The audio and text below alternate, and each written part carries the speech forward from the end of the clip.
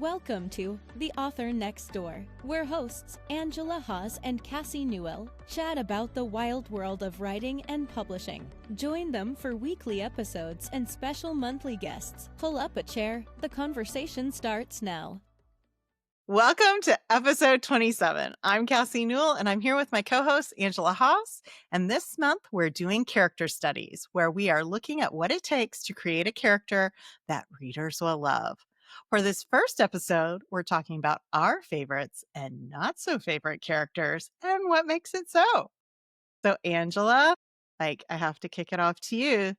What's your favorite character of all time? Do you have like an all-time one, or is it a multitude of different characters? It's a melange of just so many people. Yeah, I Right. don't have like a favorite, but I think, Tom Hiddleston as Loki was an eternal.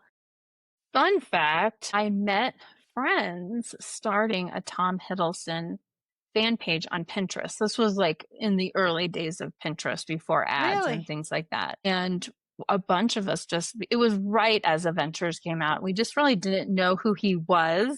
Right. And then he was just like exploding into all this fanfic. And I was like, I created a board called All Things Great and Hiddleston.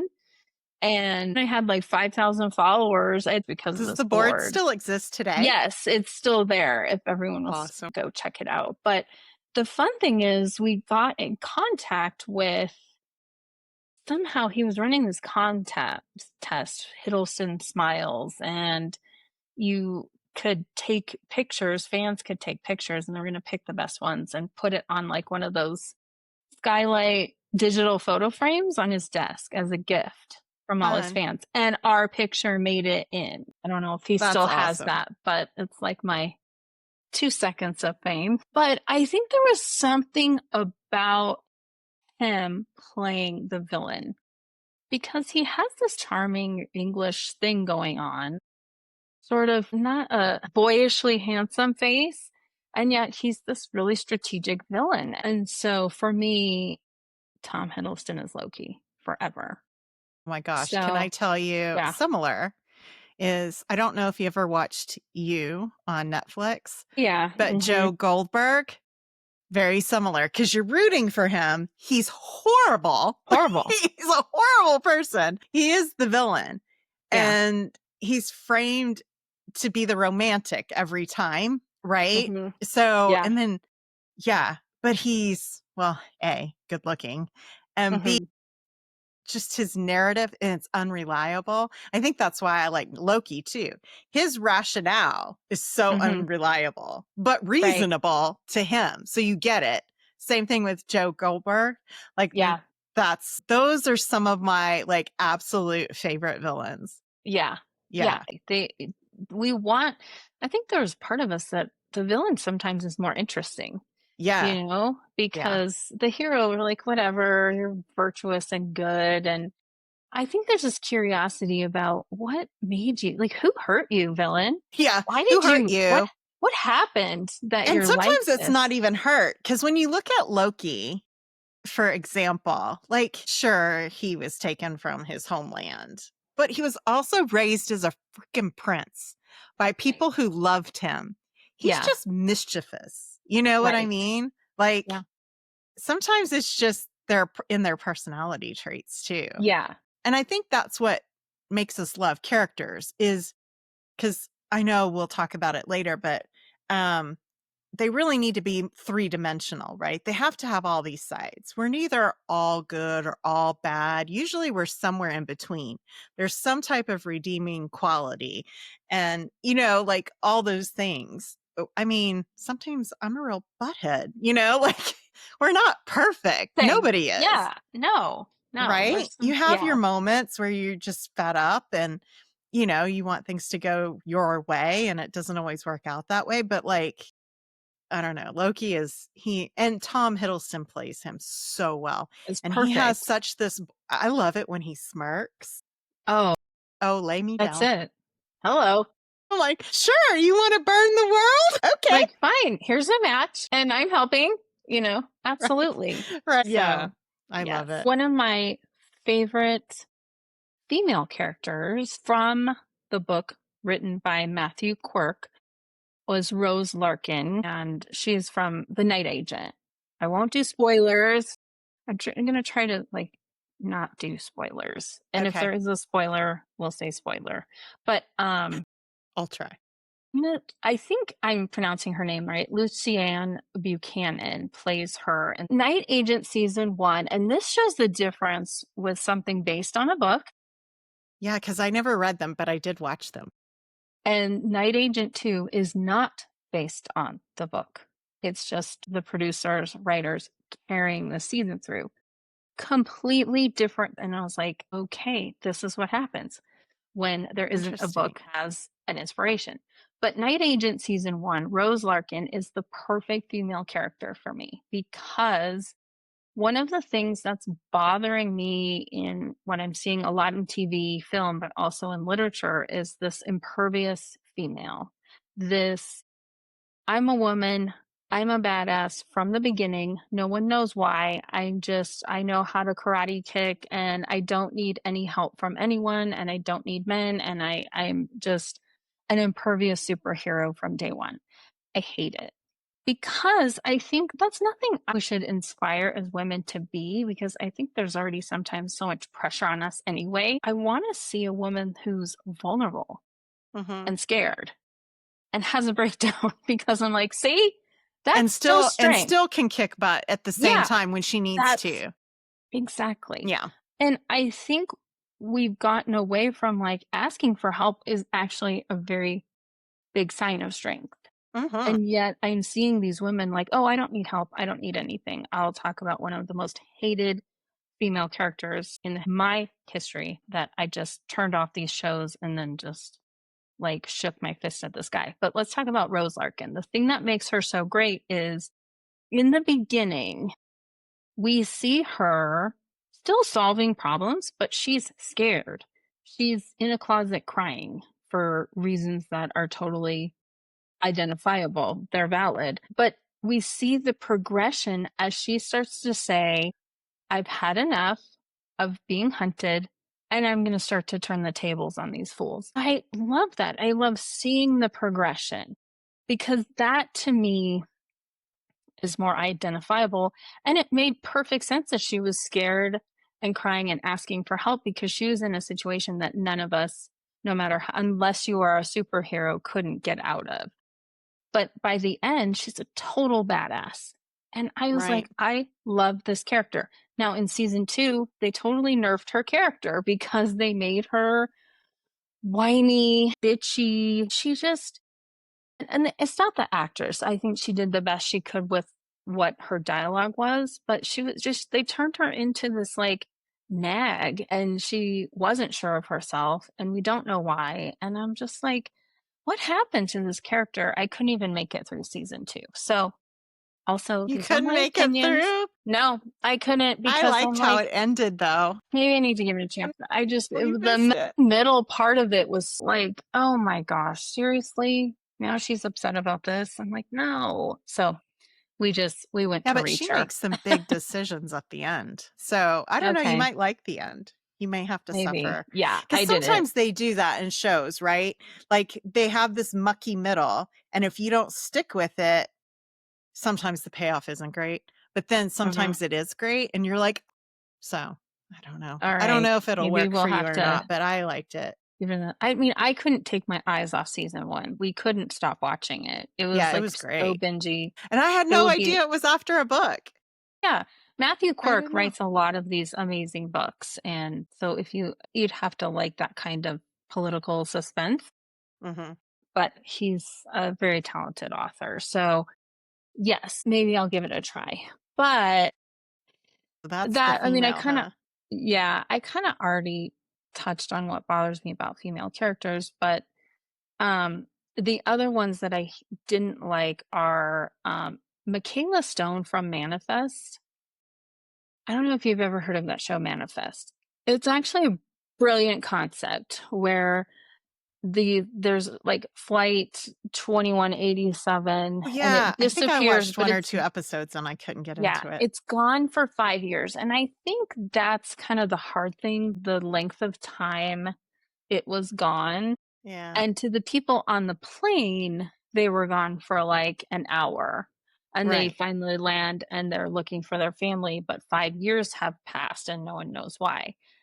That's like a long time. People move on in 5 years, even if you've searched and searched, that's 5 years. I could see if it was 1 year, things might still, people could get back into their families. But anyway, the main character, Michaela, she comes back, her best friend, and spoiler, turn this off or mute this if you don't want to hear this, if you're watching the show. Her best friend and her fiance, who thought she was dead, actually get together through their grief and they're engaged.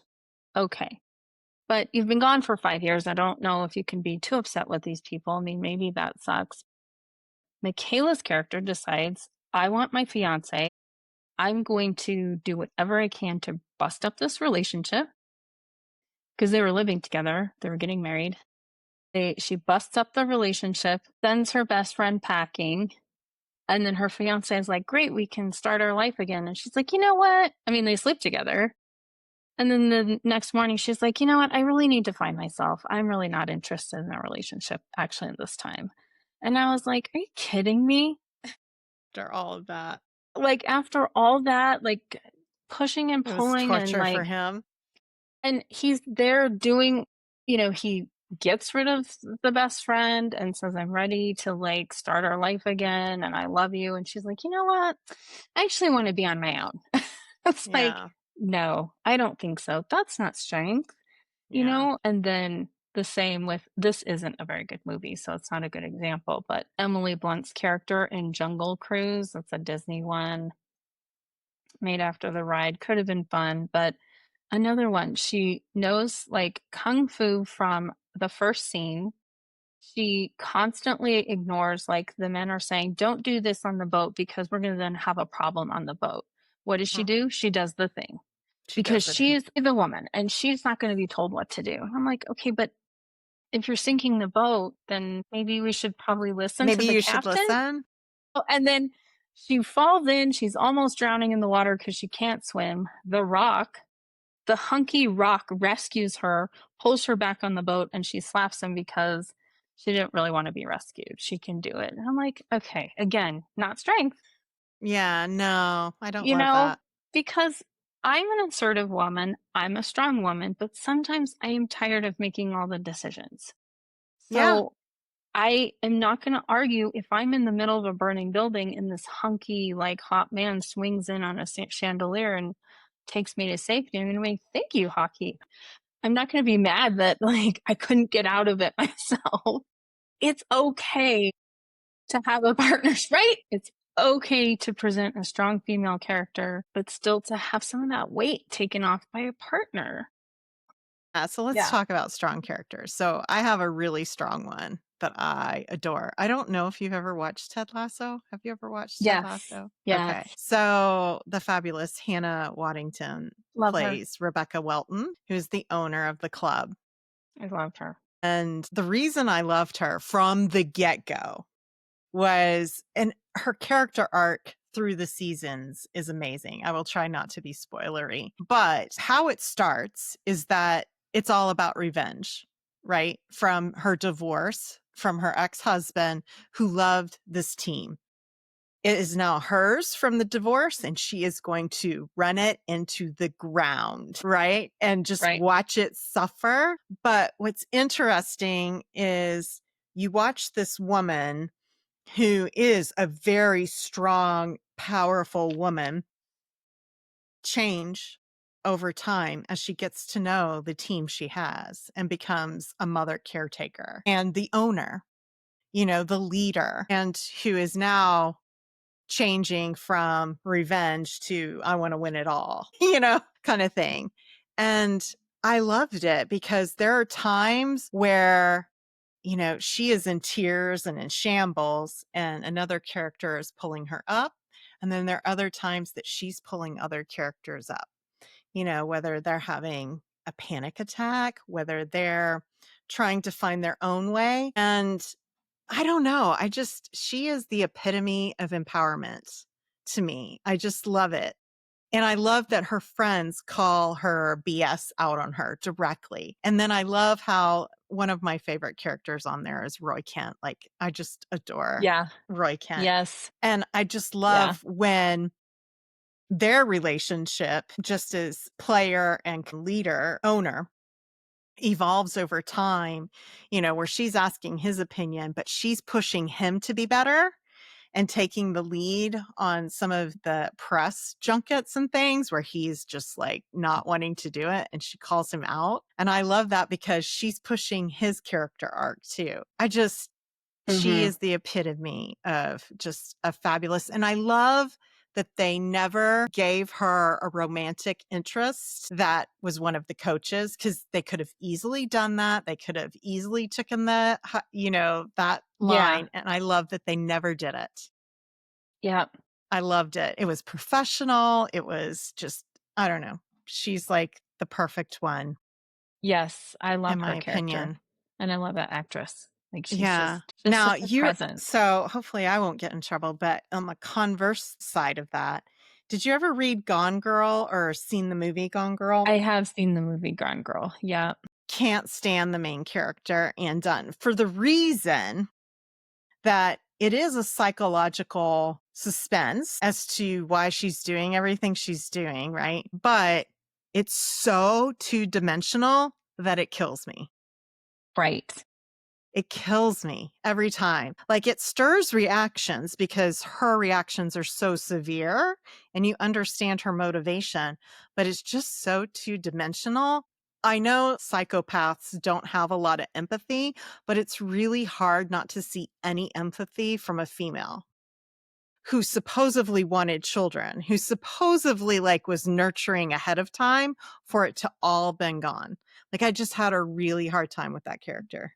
Whole time. What do you think would have made her character more three-dimensional? That's a good question. I don't know the answer to that because I didn't write the background for her, but I wouldn't have had her be empathetic or even loving to begin with. It was snapped because she thought her husband cheated on her. What? Right. No, it doesn't quite work like that. Mm-hmm. For most people. Now, I understand there's some psychosis there, but I think if you would have put her psychosis way up front and had Easter eggs of that, I would have bought into it. And the actress is brilliant. I love that actress. Love her in Wheel of Time. Yes. Okay. But I didn't like the character. I couldn't get into it. And then I was trying to get into the sub characters. It just didn't work for me. It was just one that didn't work for me. I just don't like Ben Affleck, and sorry for those who might, but because it was him, I also couldn't feel sorry for him. You almost don't feel sorry for anyone in there except for the side characters who have to deal with these people. The ones who get killed, the ones who get killed. Harris. Yeah, him, but especially him. Yeah. But just, Yeah, I don't know. It wasn't good for me, and that's the reason. But I wanted to talk about one of my most recent favorites, and I wanted to talk about why. So if anybody's a Fourth Wing lover, it's going to be Zayden Ryerson.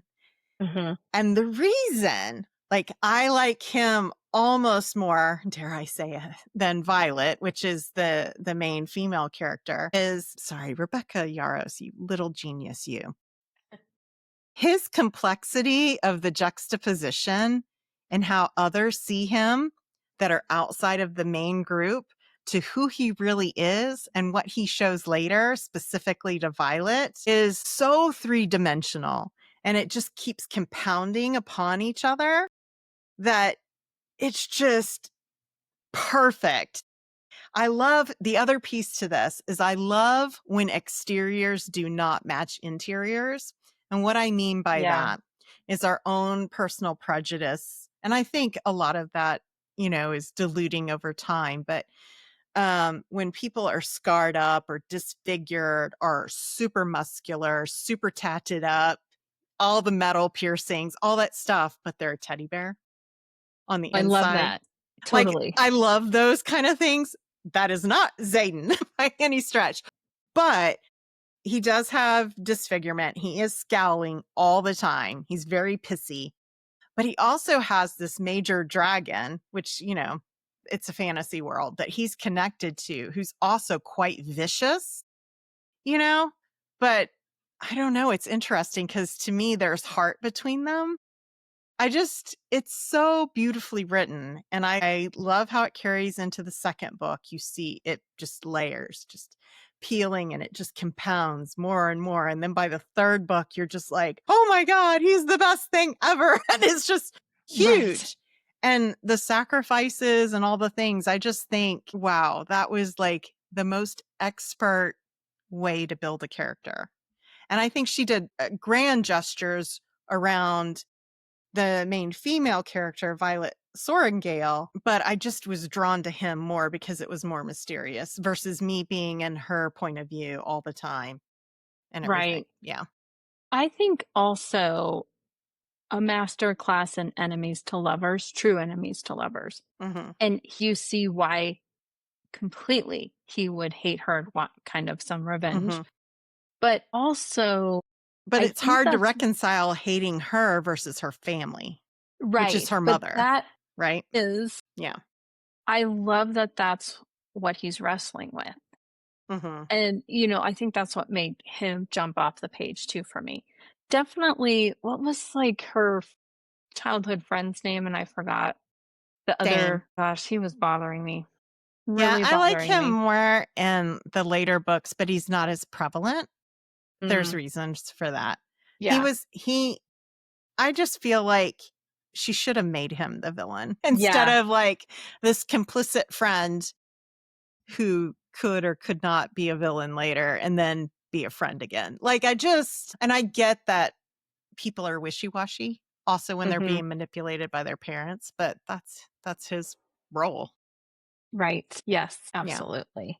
I don't know. I love that series. And my husband has even listened to it. Like I love it. But I just thought that was, for the characters, they're just really well done. So well done. Yeah. They are well done and well done enough that you want to keep reading. I mean, that's something hard to do is create characters that people want to see Continue. through the Yeah. rest of the series. That is the real trick. Yeah. And How will their lives end? Like, how will the Right. story end for them? And you're rooting for them and you still haven't had all the questions answered and you haven't learned all about them in book 1. So book 2 and 3 is just still more of a discovery. And that's how you do it. You don't put everything out there. I mean, you don't always want to leave things on a cliffhanger, although she did. I mean, I haven't read book 3, so we're not going to talk about that. But I think you've probably seen a lot of the TikToks or something where everybody's just like, what? At the end of book 3. It's just like, I'm trying to read, since I'm writing romance. I've said this before. I can't read in a different genre. If I keep reading romantasy, I'll want to write something, and I can't go there. So yeah. I can't finish that series. So I've been reading romance, but I've been rewatching like a lot of my favorite 90s, 80s, and 90s movies, looking for the strong females. Because I think I read an article where there was an argument where we just haven't had strong female characters up until this point, and I disagree. Now, I think we have way more representation than we did. I don't want to get into any arguments with any listeners, but I argue because I went back on this discovery of like, you know what? I want to watch Princess Bride again because Princess Buttercup, she's a badass. She still gets scared, but she jumps into the ocean with the shrieking eels. And Pit of when despair. she makes it through the pit of despair, although, okay, this is the part that bothers me. She's watching the love of her life get attacked. No one just sits there and watches that. We could have had a little more movement from her there. But, she tells Prince Humperdinck to go step on 1,000 Legos. Like, she's like, nah, Honey Badger don't care. I love her character because she is really strong, even though it's in this like fairy tale world. Sarah Connor. I mean, the 80s and 90s gave us some of the greatest sci-fi female heroines. Sarah Sigourney Connor. Weaver, Aliens. Are Yeah, you kidding me? exactly. So those Best one ladies ever. I idolized, and I loved those actresses because Yeah. they didn't have pretty roles either. No. I mean, what Sigourney Weaver had to go through in Alien and Aliens, like, my God, that probably Yeah. was the most grueling filming ever, and it Yeah. wasn't pretty. I love Evelyn from The Mummy, the whole cast of The Mummy, Yes. just everything The Mummy. We love her. And I was like, well, and even the ladies from 9 to 5, Dolly Parton and Jane Fonda. Yeah. I mean, they were badasses. Yeah. They took Lily control. Tomlin was Yeah. in it too, right? Yeah. They were all badasses. If you watch that movie again, they have a shitty, gross boss who's a total misogynistic, sexist pig. And they turn the tables. And so I was like, this is why I have a foundation for writing the women that I like to write, because this was my foundation. And I'm not saying all movies were like that. I get that there's some really bad representations of females from the 70s, 80s, 90s. I get that. But these ladies were the ones that taught me it is a mix of being vulnerable, sad. They have their long, dark, tea time of the soul, and they come out of it. And Right. that's the essence of the human journey. And that's why I always write characters. My women are going to cry, and maybe my men are too. But I think that crying and having a breakdown and showing how you come out of it, I think, to me, that's what I want to see. That's what I want to read. And that's real strength. So, Yeah. Well, I'd say it's more current now to see men cry and have emotion than back then, though. yes, It was totally. more stoicism, I guess, for men. One more favorite that I love, which I think you could classify even the 9 to 5 women in this way, is the classic underdog.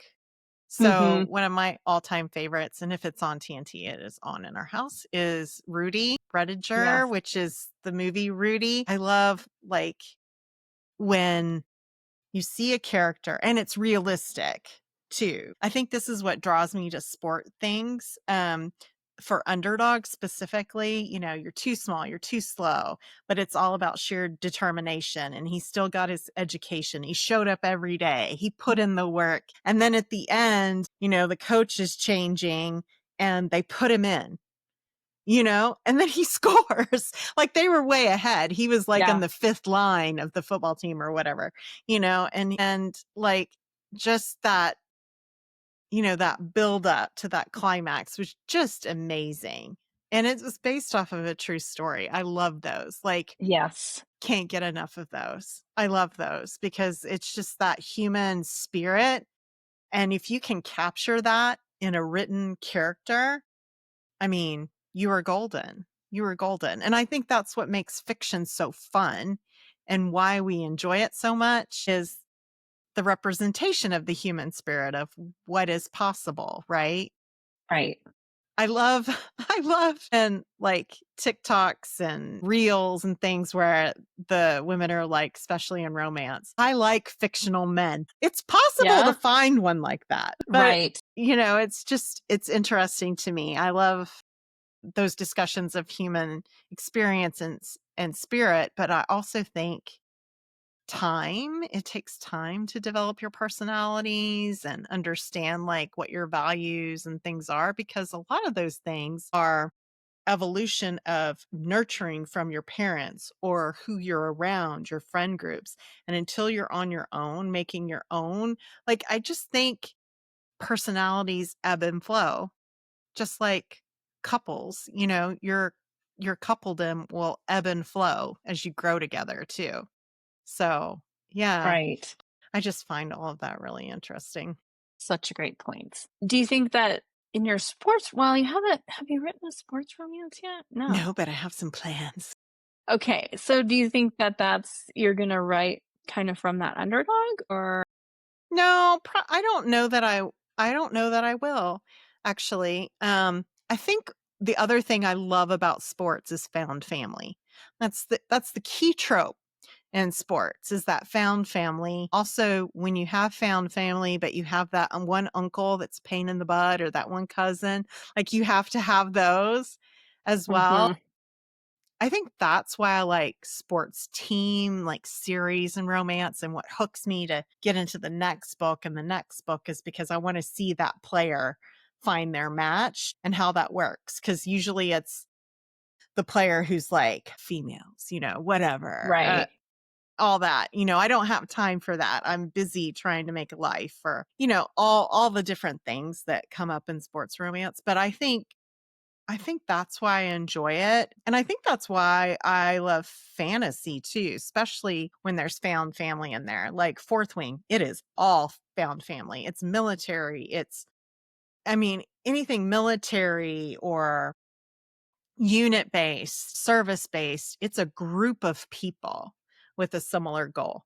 And I love that. I love that. And I like watching it fall apart and I like watching it be put back together. Exactly. Yeah. All the things. So, yeah, I love that.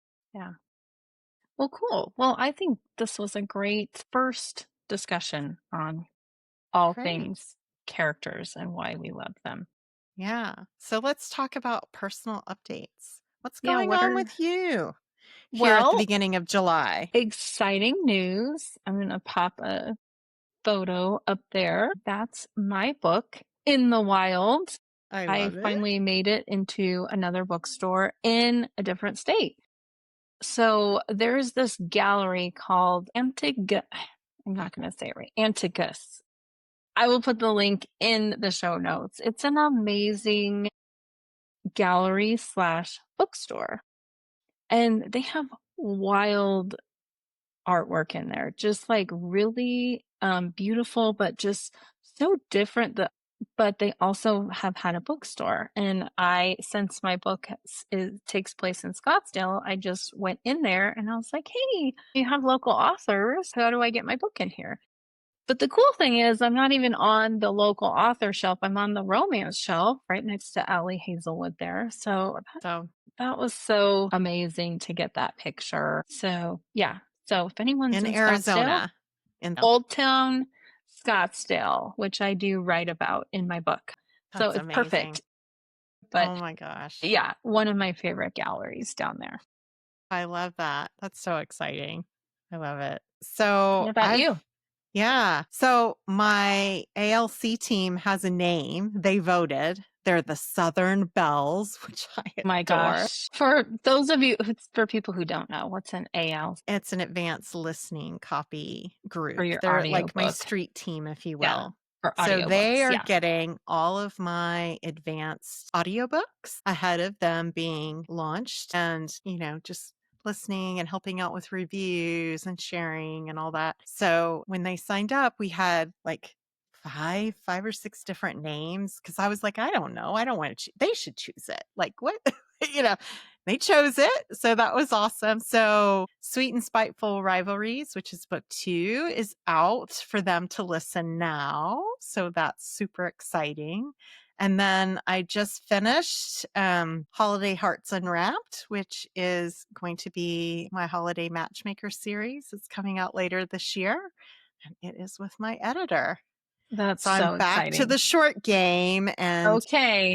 Yeah, I've been cooling off this summer writing Christmas and holiday books. So That's awesome. Yeah. Great. Okay. Stuff. Well, it's time for, Table Talks. Here it is. I want to adjust this one. What's the best Halloween costume you've seen or even had yourself? Halloween costume I've seen. No, I can tell you my Halloween costume. Yeah.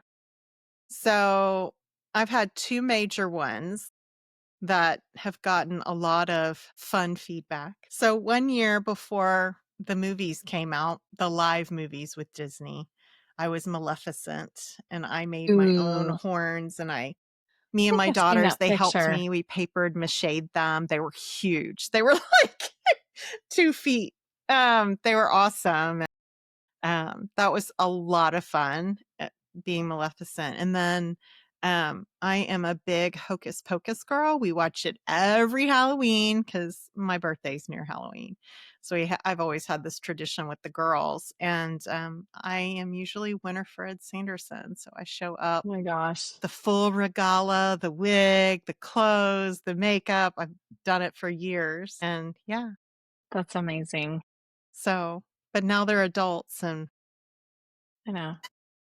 It's fun. So I think still the winner of the best Halloween costume I've ever seen goes to my friend, then Jess Barmack. And we were in college and she showed up as a college coffee table, but she had the table, like she had her head sticking through tablecloth with like cigarette butts, a beer bong. All the other girls were like cats, and Jess rolls in as a coffee table, and it was the best thing I've ever seen because the detail to what she put on the actual table was actually amazing. Jess, you're amazing. I love it. I love Halloween. It's like one of my favorite things.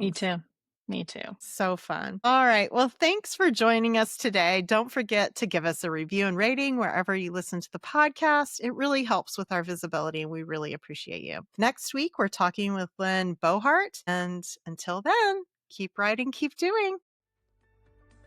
Thanks for joining today's episode of The Author Next Door. Be sure to like, follow, and tell us your thoughts of this week's episode. Angela and Cassie would love to hear from you.